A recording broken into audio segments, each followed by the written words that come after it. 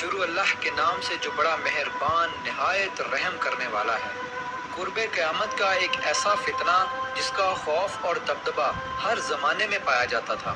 اس فتنے کا ذکر اگر صحابہ کرام کی مجلس میں ہو جاتا تو صحابہ زارو قطار رونا شروع کر دیتے اور اس فتنے سے اللہ پاک کی پناہ مانگتے۔ دوستو، آج کی اس ویڈیو میں بات کروں گا اس کائنات کے سب سے بڑے فتنے کی، یعنی دجال کی۔ یہ دجال کون ہے اور دجال حقیقت میں کس شخصیت کا نام ہے؟ دجال کی پیدائش کب اور کیسے ہوئی اور دجال کے ماں باپ کون ہیں؟ اور کیا حضور پاک صلی اللہ علیہ وآلہ وسلم کے زمانے میں بھی دجال موجود تھا؟ دجال اس وقت کہاں ہے اور دجال اس دنیا میں کب ظاہر ہوگا؟ دوستو، ان سارے سوالوں کے جواب آج کی اس ویڈیو میں آپ کو قرآن و حدیث کی روشنی میں بتاؤں گا، لہٰذا آپ سے درخواست ہے کہ میری اس ویڈیو کو پورا اینڈ تک ضرور دیکھیے گا۔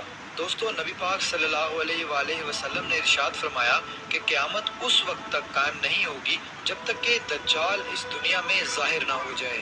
دجال کی ظاہری نشانیاں اور شکل و صورت کے بارے میں نبی پاک صلی اللہ علیہ وآلہ وسلم نے ارشاد فرمایا کہ دجال چھوٹے قد کا ہوگا اور وہ بد صورت ہوگا، اور وہ ایک آنکھ سے اندھا ہوگا اور اس کے دونوں پاؤں ٹیڑھے ہوں گے، اور اس کے جسم میں بہت زیادہ بال ہوں گے، اس کے سر کے بال گھنگریالے ہوں گے اور اس کا رنگ سرخ یا گندمی ہوگا، اور اس کی ناک طوطے کی چونچ جیسی ہوگی۔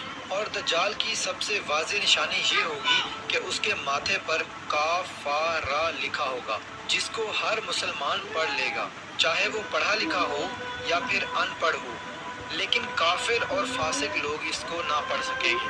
دوستو، دجال جب اس دنیا میں ظاہر ہوگا تو لوگوں کے سامنے وہ پرہیزگار بن کر رہے گا تاکہ لوگ زیادہ سے زیادہ اس کی پیروی کریں، لیکن کافر اور فاسق لوگ اس کو نہ پڑھ سکیں گے۔ دوستو، دجال جب اس دنیا میں ظاہر ہوگا تو لوگوں کے سامنے وہ پرہیزگار بن کر رہے گا تاکہ لوگ زیادہ سے زیادہ اس کی پیروی کریں، لیکن اندر سے وہ کافروں کی طرح ظالم ہوگا۔ دجال سب سے پہلے نبوت کا دعویٰ کرے گا۔ جب اس کے ماننے والوں کی تعداد زیادہ ہو جائے گی تو اس کے بعد یہ خدائی کا دعویٰ کر دے گا۔ دجال ایک بہت بڑی سواری پر سوار ہو کر پوری روئے زمین پر گردش کرے گا۔ وہ سواری اتنی بڑی ہوگی کہ اس کی آنکھوں کا درمیانی فاصلہ 40 گز ہوگا۔ دوستو، دجال کے پاس بے شمار طاقت اور بے شمار مال و دولت کے خزانے ہوں گے۔ اس روئے زمین کی زیادہ تر نہروں پر اس کا قبضہ ہوگا اور اس کی اجازت کے بغیر کوئی بھی پانی نہ پی سکے گا۔ یہ لوگوں کو گمراہ کرنے کے لیے طرح طرح کی شودہ بازیاں دکھائے گا۔ یہ آسمان کو حکم دے گا تو وہ بارش برسائے گا، یہ زمین کو حکم دے گا تو وہ سبزہ اگائے گی۔ اس وقت دجال اپنے آپ کو خدا کہے گا۔ جو لوگ اس کے پیروکار بن جائیں گے ان کو یہ مالا مال کر دے گا اور وہ لوگ عیش و عشرت کی زندگی گزاریں گے، اور جو لوگ دجال کو خدا ماننے سے انکار کر دیں گے تو یہ ان کو قتل کر دے گا۔ دوستو، دجال بجلی سے بھی زیادہ تیز رفتار سے اس زمین کے اندر گردش کرے گا اور وہ دنیا کے ہر کونے میں جائے گا۔ اس وقت دنیا کے تمام کافر اور اسرائیلی لوگ اس کی حمایت کریں گے اور اس کی جماعت کے ساتھ شامل ہو جائیں گے، لیکن جو سچا مسلمان ہوگا وہ اس کو پہچان لے گا اور اس کو ماننے سے انکار کر دے گا۔ دجال پوری روئے زمین میں فتنہ اور فساد پھیلانے کے بعد مکہ مکرمہ اور مدینہ منورہ کی طرف روانہ ہوگا۔ جب یہ مکہ میں داخل ہونے کی کوشش کرے گا تو اس کو مکہ میں داخل ہونے سے روک دیا جائے گا اور آخرکار مکہ سے ذلیل و خوار ہو کر مدینہ منورہ کی طرف جائے گا۔ اس وقت مدینہ منورہ کے 7 دروازے ہوں گے اور ہر دروازے پر اللہ تبارک و تعالیٰ کی طرف سے ایک نگہبان فرشتہ مقرر ہوگا جو اس کو مدینہ منورہ میں داخل ہونے نہیں دے گا۔ اس وقت دجال مکہ اور مدینہ کے باہر کھڑے ہو کر ایک خوفناک چیخ مارے گا۔ اس وقت مکہ اور مدینہ کے اندر جو بھی لوگ منافقین ہوں گے وہ اس کی آواز سن کر باہر نکل آئیں گے اور دجال کے گروہ میں شامل ہو جائیں گے۔ دوستو، دجال 40 دن تک دنیا میں رہے گا اور آخرکار امام مہدی علیہ السلام اور حضرت عیسیٰ علیہ السلام کے ساتھ اس کا مقابلہ ہوگا۔ اس وقت دجال کا لشکر دنیاوی اعتبار سے مسلمانوں سے زیادہ مضبوط اور زیادہ طاقتور ہوگا۔ اس وقت مسلمانوں اور دجالی گروہ کے درمیان ایک بہت بڑی جنگ ہوگی۔ اس جنگ کے اندر دجالی ہار جائیں گے اور دجال کے لشکر کو بہت بری طرح ہار کا سامنا کرنا پڑے گا۔ اس وقت دجال حضرت عیسیٰ علیہ السلام سے ڈرتے ہوئے فلسطین کی طرف بھاگے گا اور حضرت عیسیٰ علیہ السلام اس کا پیچھا کرتے ہوئے اس کو مقام لد پر پکڑ لیں گے۔ और अल्लाह तबारक व तआला के हुक्म से दज्जाल को कत्ल कर देंगे। दोस्तों, अब बात करते हैं कि दज्जाल कौन है और इसके माँ बाप कौन हैं। दज्जाल की पैदाइश के मुतालिक मुख्तलिफ रवायात मिलती हैं। जैसा कि नबी पाक सल्लल्लाहु अलैहि वसल्लम के दौर की बात है कि जब मुसलमान मक्का से मदीना की तरफ हिजरत कर रहे थे कि उन्हीं दिनों में मदीना के अंदर एक यहूदी औरत ने एक बच्चे को जन्म दिया जो कि पैदाइशी काना था। पैदाइश के एतबार से ये बच्चा बहुत अजीबो गरीब था।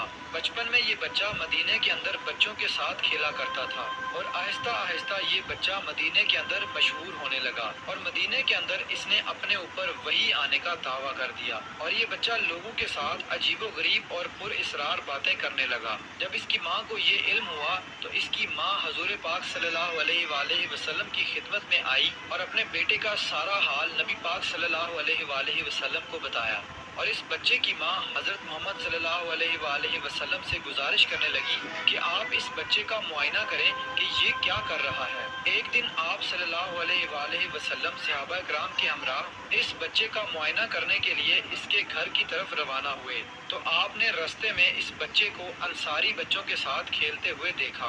इस बच्चे का नाम इब्ने सयाद था। उस वक्त आप सल्लल्लाहु अलैहि वसल्लम के साथ उमर बिन खत्ताब रज़ी अल्लाह ताला अन्हु और दीगर सहाबा किराम भी मौजूद थे। उस वक्त इब्ने सयाद बलूगत के करीब था लेकिन जवान नहीं हुआ था। आप सल्लल्लाहु अलैहि वसल्लम इसके करीब गए लेकिन इसको पता न चला तो आप सल्लल्लाहु अलैहि वसल्लम ने इसकी कमर पर एक ज़रब लगाई और इब्ने सयाद से फरमाया कि क्या तुम गवाही देते हो कि मैं अल्लाह का रसूल हूँ। तो इब्ने सयाद ने आप सल्लल्लाहु अलैहि वसल्लम की तरफ देखा और कहा कि मैं गवाही देता हूँ कि आप अल्लाह के रसूल हैं। फिर इब्ने सयाद ने आप सल्लल्लाहु अलैहि वसल्लम से कहा कि क्या आप गवाही देते हैं कि मैं अल्लाह का रसूल हूँ। तो आप सल्लल्लाहु अलैहि वसल्लम ने इब्ने सयाद को छोड़ दिया और फरमाया कि मैं अल्लाह और उसके रसूलों पर ईमान लाया। इसके बाद आप सल्लल्लाहु अलैहि वसल्लम ने इब्ने सयाद से पूछा कि तू क्या देखता है। तो इब्ने सयाद ने कहा कि मैं समंदर पर अर्श देखता हूँ। तो उस वक्त आप सल्लल्लाहु अलैहि वसल्लम ने इरशाद फरमाया कि वो इब्लीस की चाल है। तो उस वक्त इब्ने सयाद ने हजरत मोहम्मद सल्लल्लाहु अलैहि वसल्लम को बताया कि मेरे पास सच्ची और झूठी खबरें आती हैं। ये बात सुनकर आप सल्लल्लाहु अलैहि वसल्लम ने फरमाया फिर तो तेरा मामला उल्ट हो गया। इसके बाद आप सल्लल्लाहु अलैहि वसल्लम ने इब्ने सयाद से फरमाया कि मैंने तेरे लिए एक छुपाने वाली चीज छुपाई है। दरअसल उस वक्त आप सल्लल्लाहु अलैहि वसल्लम ने अपने दिल के अंदर लफ्ज़ दुखान सोचा था। तो इब्ने सयाद आप सल्लल्लाहु अलैहि वसल्लम से कहने लगा कि आपने दिल के अंदर जो चीज छुपाई है वो अद-दुख है। तो इस पर आप सल्लल्लाहु अलैहि वसल्लम ने इरशाद फरमाया कि जलील हो जा, तेरी कुदरत बढ़ नहीं सकती। उस वक्त हजरत उमर रज़ी अल्लाह ताला अन्हो ने फरमाया कि अगर आप मुझे इजाज़त दें तो मैं इसकी गर्दन उड़ा दूं। उस वक्त आप सल्लल्लाहु अलैहि वसल्लम ने इरशाद फरमाया कि इसे छोड़ दो कि अगर तो ये सच्चा है तो तू इसे कत्ल नहीं कर सकता और अगर ये झूठा है तो इसे कत्ल करने में कोई भलाई नहीं। दोस्तों, मदीने के लोग इब्ने सयाद के बारे में कहा करते थे कि बाज शयातीन इसके पास आते थे जो इसे अर्श इलाही की खबरें दिया करते थे, जबकि आप सल्लल्लाहु अलैहि वसल्लम ने इब्ने सयाद के बारे में सुकूनत इख्तियार की है क्योंकि आप सल्लल्लाहु अलैहि वसल्लम की तरफ ये वही नहीं की गई कि इब्ने सयाद की हकीकत क्या है, जबकि बाज लोग इब्ने सयाद को ही दज्जाल मानते हैं और चंद सहाबा किराम का ख्याल भी यही था। और एक दूसरी रिवायत में मिलता है कि हजरत उमर रज़ी अल्लाह ताला अन्हु आप सल्लल्लाहु अलैहि वसल्लम के सामने इब्ने सयाद को दज्जाल कहा करते थे, लेकिन आप सल्लल्लाहु अलैहि वसल्लम ना ही इस बात का इकरार करते और ना ही इनकार करते। दोस्तों, इब्ने सयाद के अंदर ऐसी बहुत सारी निशानियां मौजूद थी जो कि हूबहू दज्जाल की निशानियां थी। यही वजह है कि उस दौर के अंदर सहाबा कराम भी इब्ने सयाद को दज्जाल कहा करते थे और बाज़ मुफस्सरीन का ये कहना है कि इब्ने सयाद ही वो शख्स है जो क़यामत के करीब दज्जाल बनकर ज़ाहिर होगा। हज़रत अबू सईद खुदरी रज़ी अल्लाह ताला अन्हु बयान करते हैं कि इब्ने सयाद मुझसे कहने लगा कि मैं दज्जाल के माँ बाप को भी जानता हूँ और दज्जाल को भी जानता हूँ। तो उस वक्त हजरत अबू सईद खुदरी रज़ियल्लाहु ताला अन्हो ने इब्ने सय्याद से कहा कि क्या तू इस बात को पसंद करता है कि तू ही दज्जाल हो। तो उस वक्त इब्ने सय्याद ने कहा कि अगर मुझे दज्जाल बनाया गया तो मैं इस बात को नापसंद नहीं करूंगा कि मैं दज्जाल बनूं, यानी कि मैं दज्जाल बनना पसंद करूंगा। दोस्तों, बाज़ मुफस्सिरीन का कहना है कि इब्ने सय्याद दज्जाल नहीं है, क्योंकि ये बाद में आप सल्लल्लाहु अलैहि वसल्लम पर ईमान ले आया था, बल्कि दज्जाल हजरत सुलेमान अलैहिस्सलाम के दौर में जिन्नात और इंसानों के मिलाप से पैदा हुआ था और उसके माँ बाप को कत्ल कर दिया गया था और दज्जाल को एक जजीरे के अंदर कैद कर दिया गया और इंसानों और जिन्नात के मिलाप से पैदा होने वाला बच्चा यानी कि दज्जाल आज भी उसी जजीरे पर कैद है और उसके साथ साथ शैतान उसको हर बात की वहीं पर खबर देते हैं। दज्जाल की पैदाइश के बारे में हजरत इमाम ज़रकारी रहमतुल्लाह अलैह बयान करते हैं कि दज्जाल वो फितना है जिसको अल्लाह तबारक व तआला ने उस वक्त पैदा फरमाया जिस वक्त हजरत आदम अलैहिस्सलाम को जन्नत से निकाला गया था और दज्जाल को बिना माँ बाप के पैदा किया गया। दोस्तों, हकीकत तो ये है कि दज्जाल क़यामत के करीब ज़ाहिर होगा और उसकी जो जो निशानियाँ होंगी वो आप सल्लल्लाहु अलैहि वसल्लम की अहादीस में वाज़े तौर पर मिल जाती हैं। लेकिन ये दज्जाल कहाँ है और ये कहाँ से आया और ये कैसे पैदा हुआ और इसके माँ बाप हकीकी तौर पर कौन हैं, इसके बारे में किसी को कोई इल्म नहीं है। इसका इल्म सिर्फ अल्लाह तबारक व तआला की ज़ात के पास है। अल्लाह पाक ही बेहतर जानता है कि दज्जाल हकीकत में कौन है और वो कैसे पैदा हुआ। अल्लाह तबारक व तआला से दुआ है कि अल्लाह पाक अपने प्यारे हबीब हज़रत मोहम्मद सल्लल्लाहु अलैहि वसल्लम के सदके हम सबको